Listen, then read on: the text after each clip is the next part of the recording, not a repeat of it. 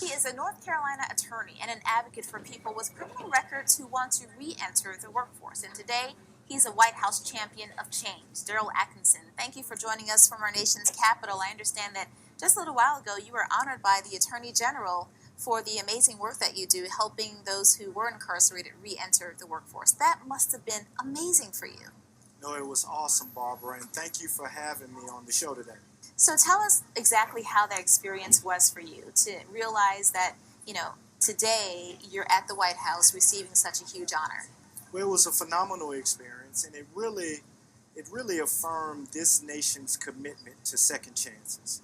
America is a land of second chances. People from all over the world come to this country for a fresh start.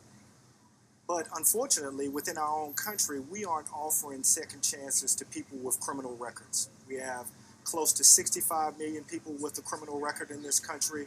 When you're convicted of a crime, you face all kind of barriers to getting employment, housing, all federal assistance.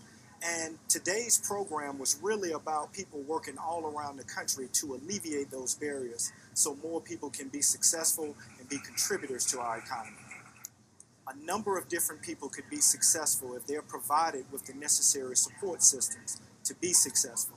And that's what we try to do at the Southern Coalition for Social Justice by removing barriers to criminal record history, as well as that's what we do with the North Carolina Second Chance Alliance from a policy perspective to enact policies where more people can be successful and have second chances to contribute to the economy.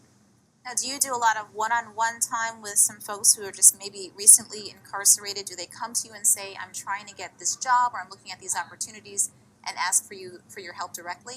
Yes, that's exactly right. So at the Southern Coalition for Social Justice, we do direct legal services for people who are leaving prison and jail, who are encountering legal barriers. So we do expungements, certificates of relief. We help folks get their driver's license back. If someone's trying to be a cosmetologist or a barber, we will represent them before one of those licensing boards, because many times criminal record history will unfavorably cut against someone being able to get an occupational license. But we also work on the policy front as well. We were successful in the city and the county of Durham in passing what's called Ban the Box, which delays question on city and county government jobs, which delays that question about criminal record history until later on in the employment process so people can have a fair chance at getting a job.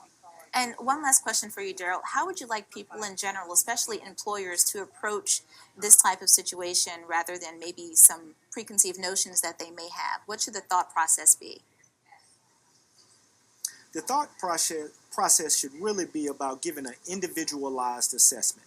Not every person is the same, and we shouldn't treat all criminal records as the same. Very often people will have remote criminal records. They are very old. They committed them when they were very young, and now they're trying to get back into the workforce and be productive folks, and people are using those old records against them. So we need to do an individualized assessment. Delay that question about criminal record history until later on in the employment process, because it's actually a win for both the employers and the individuals. So from our experience in Durham with Ban in the Box, the employment rate for people with criminal records has increased every year since the policy was passed in 2011.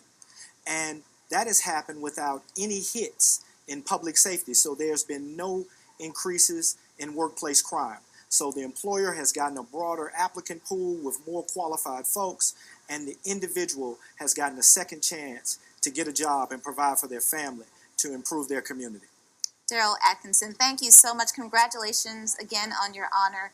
And I realize you're from Garner, North Carolina, but you're joining us from right outside the White House. We appreciate your time and your efforts.